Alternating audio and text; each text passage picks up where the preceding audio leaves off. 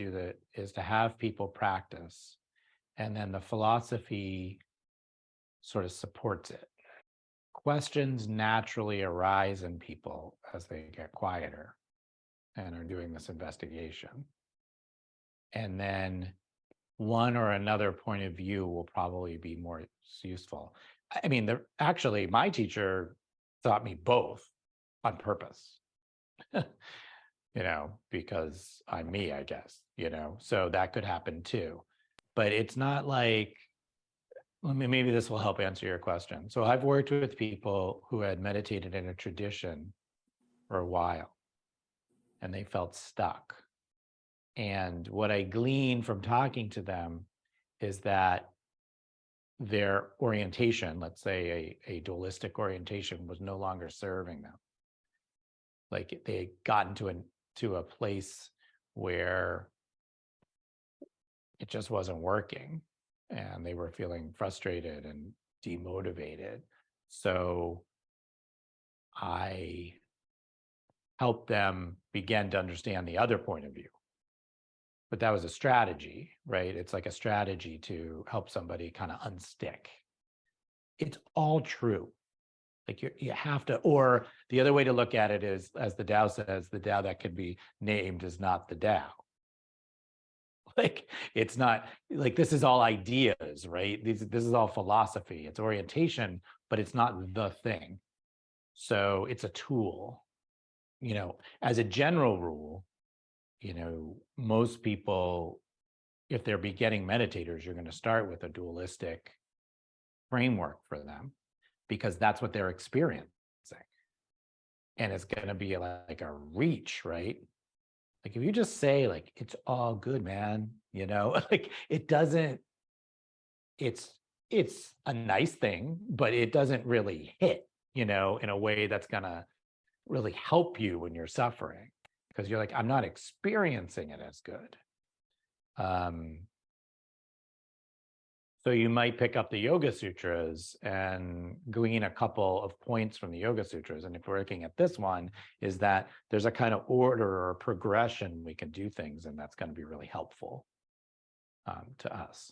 So, I mean, in my mind, the most genius thing about the Yoga Sutras is the path it lays out, because like most meditation texts don't do this. So it says, hey, yamas and niyamas, and then sort of take care of your body, and then do some pranayama. It has all these like what you could say are preparatory practices, but they're really just, if you look at them in the most liberal view, it's going to be really hard to meditate if your body's a mess. It's going to be really hard to meditate if you're like a reverse breather. That's going to maybe be difficult for you. If your nervous system is a certain way, it's going to be really difficult for you to meditate if you haven't experienced the withdrawal of the senses, which is one of those steps. Like if you're always going external and reaching for every sound and sight, like it's going to be really hard for you to meditate. So let's do some practices around that first. And then it's going to be really hard for you to meditate if you can't concentrate on something. If like even that idea of focusing on something sends your mind into a like complete panic, like that skill is going to need to be developed. I mean, this is where like a lot of, and in our system, what we might say is like, if we can't develop a tranquility state, we can't really do anything else after that. It's going to be hard to feel your oneness with all things if you can't sit for 15 minutes and feel relatively okay, right? So, that's where most people start, and you can go very far with it because it just keeps going. Patanjali things like keeps going all the way to enlightenment. So you can certainly stay there. But there's a point where bringing in concepts of like things aren't one way or another. They're both, or everything's the same. These kinds of big circular concepts that make our mind melt can be important because it gets us out of our regular patterns and thinking states. So you could look at the Spanda Karika just as that. Study that text, keep studying it, and keep sort of thinking about it, because it'll help you not think in the exact same way. And then there's in a more advanced concept, which is, I believe, that you need both of these concepts if you are going to really be an advanced meditator, if you want to call it that, or like really go for this self-knowledge and merging thing, because it's very hard to get tied to one way of looking at things and let go of everything. Right? Like those two ideas don't match. Like, surrendering to everything while believing that there's only one way to do it is not a real match. One thing that might help to remember for everybody is that humans turn everything into dogma. Like that's what we do. So it's like you hang out with any text long enough, you are going to turn it into the way things are. And that's when you're slightly off track. Well, the non-dualistic point of view says desire, what it really says is everything is a vehicle. It's a great word, right? Everything is a vehicle towards what you're trying to do, right? Which is, we're just going to say merge with nature. We'll use that for now, right? So desire is that. So you've got two choices from those 2 points of views. You can ignore your desire, which is limitless. So you say, desire, man, no matter how many cookies I eat, you want another damn cookie, right? So enough with you. I'm done with you. Witness, I'm creating space from you because you're not really helping me. What the non-dualist would say is fall all the way in and become completely present with that desire. And when you do, magic is going to happen. You're going to put the cookie in your mouth and you're going to realize that not only is the cookie the best thing you've ever tasted, but it wasn't your desire in the first place, because merging with nature is your desire. And I can even do that while eating a cookie. They're not, so it's just a matter of like how you're orienting to them. Is it bad or not useful? Bad's kind of harsh, but like not particularly useful to me at this time? Or can I orient in a way where it's totally okay? Like my thoughts and feelings and all the things that are happening inside me are part of nature. Because as the Tao says, good and bad, hard and easy, right? Want the cookie, don't want the cookie. Nothing exists. They all exist together. So why are we pushing it away? So it's a matter of your strategy in a way. Is your strategy going to be to push it away for now so that you can like pay some attention to other stuff? Or is your strategy going to be to be 100% present with that desire? And desire in Tantra is the thing. Like desire is the thing because we all have so many desires. The Tantrikas are like, their argument is, you've got so many desires, you better learn to use them, right? You better get real comfortable and understand that all desire comes from the same place. The cookie, the wanting money, the wanting your hair to be a different color, everything, the wanting to be loved, it's all the same. And so what you have to do is like, let yourself ride those desires back to the source. And that's why the non-dualistic point of view is often the first stop, because it's way easier to understand, right? Because it's really easy to understand. Yeah, I know you want the cookie, just don't eat the cookie. You're like, okay. I can understand that. Like, I don't have to be a philosophy major to understand this concept. Like lots of people, right, are alcoholics, and they go to AA for 10 years and they're like, I'm still an alcoholic. I never ever drink because that would be really bad. And here's my framework. Then it might be, right, like a really interesting concept that these desires are okay. And there's another part, since you asked about addiction, that's interesting, which is that if you get completely okay and can relax in your meditation practice into that all desires come from the same place, they don't have much hold on you anymore. And then it just becomes about choice. So a word that's used a lot is freedom in that context, because we're free to choose whether we have a drink or not, whether we do anything or not. But the question really is, are we making choices, or are we sort of driven by our desires? Because we're always going to, like, the reality is you're going to choose to do something, right? You're going to do things, but it becomes, we're going to talk about action and non-action probably next, but it becomes non-action when it's just a free choice. You're not being dragged or carried by anything. You have an understanding, of your spiritual nature, and you're just making choices. I'm choosing to buy Nikes instead of Adidas. It's not because I need them. It's like I have this desire for Nikes because I saw too many ads as a kid or whatever, and that's fine. I understand it all. It's not a big deal either way. Yes, there's a utility to understanding each one in itself. I mean, my general suggestion would be, and whether you want to do more than one at a time, I guess, is up to you. But for most people, it would be easier to, I'm trying to do it through concepts and showing you how the concepts play out in all the texts. That's what I'm going to do. But in terms of text study, it's probably good to get into a text and understand it. You never really fully understand these texts, right?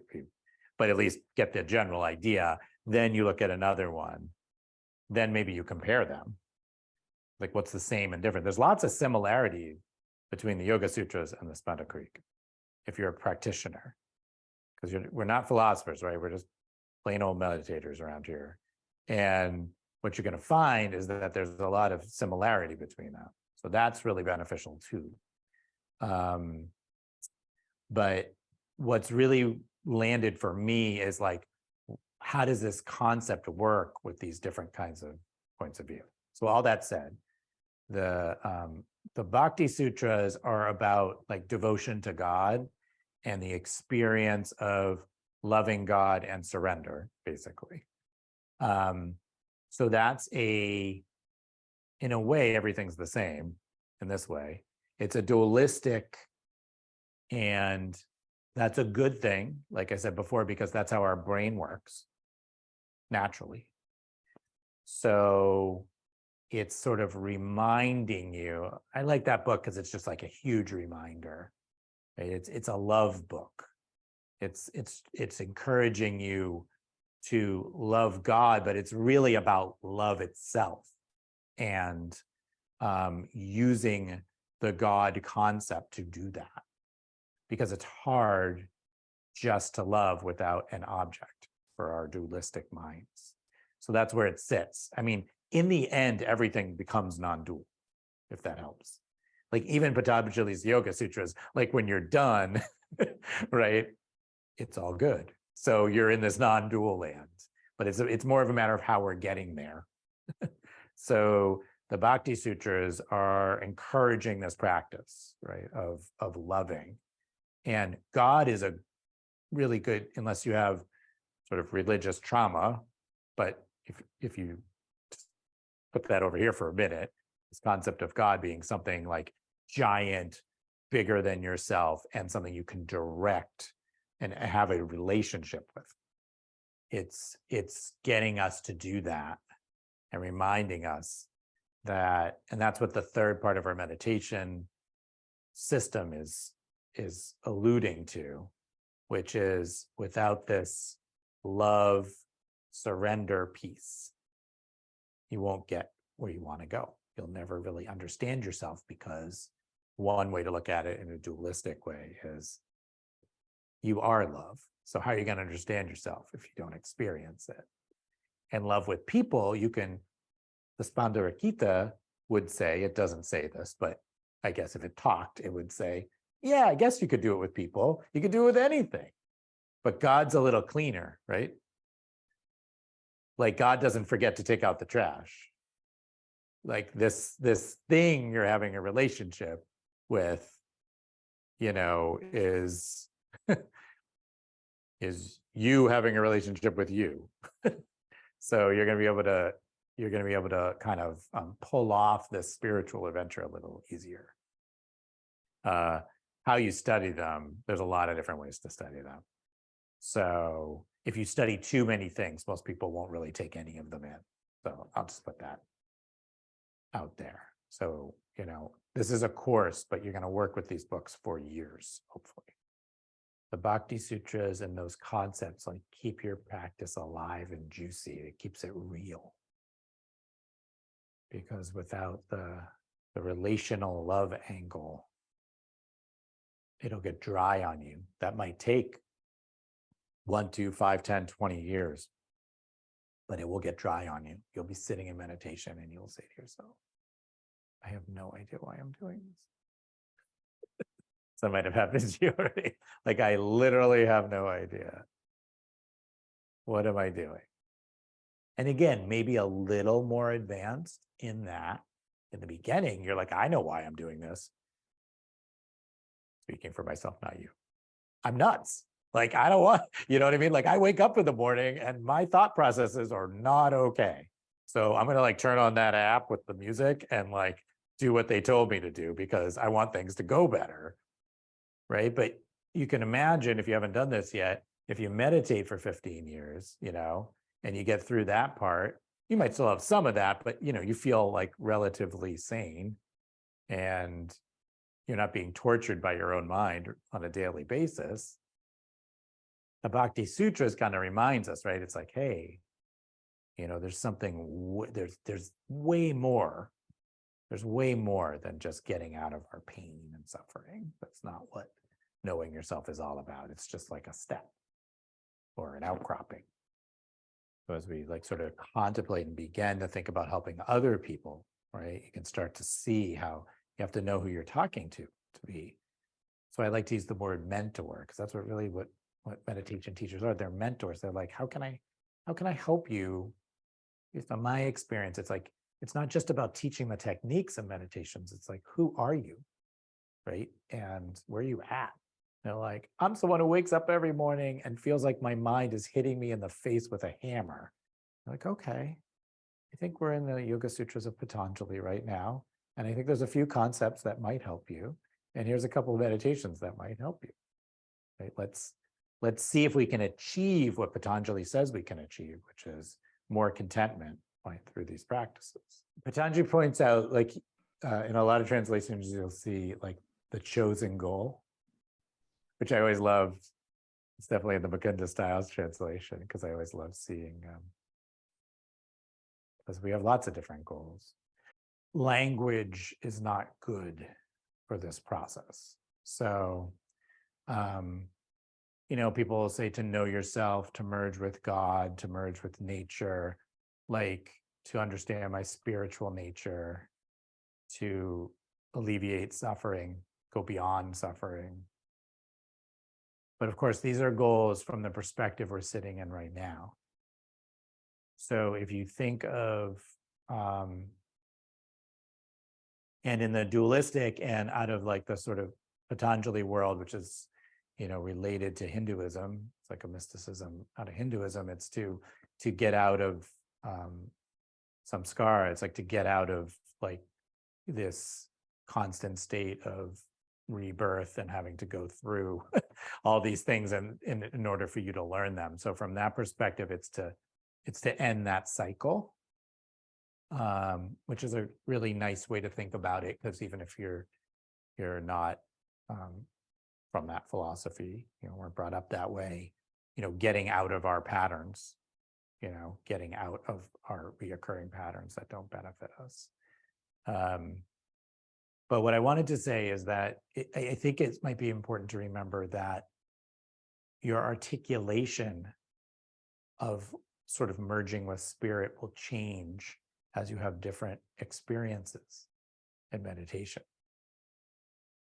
So I could tell you what my goal is as this person with this set of circumstances, with this much meditation under my belt, and it'll probably be a little different than yours, And what a lot of teachers do and texts do is kind of like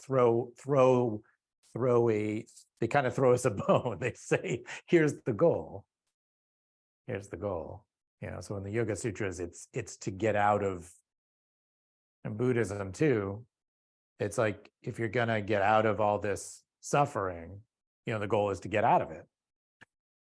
The goal is to not be in a state of suffering, whether that's, probably early on, we think that's changing our circumstances. And then as we evolve, we realize it's understanding the way things are so they don't bother us as much. The Bhakti Sutras or Hafiz or any of these like ecstatic people would say it's to merge with God and experience the bliss that's, they say this in yoga sometimes too, like the bliss that's your birthright. Or the love, to experience love and fully, etc. But they're just words. So they're meaningful to you or they're not at any given time. But all those things I just said, I would sign up for, personally. They all sound like a good idea. So that's how I got into meditation. Once I started learning about spiritual practice, I was like, yeah, I want these things that you're talking about. Like, that sounds like a good idea. It doesn't seem like my life is as big and awesome as you're explaining. So bring it on. But again, you might start just by being like, I'm addicted to television and beer. Like, this can't be it. Like, and so the goal of meditation is to not be addicted to meditation and beer. And then it changes. And then, some people will also look at it in a life cycle and say, the real goal is to be able to die peacefully, to live our life fully. And then, you hear people say stuff like this all the time, just in general, right? It's like to die without regrets, or like to be content with the situation.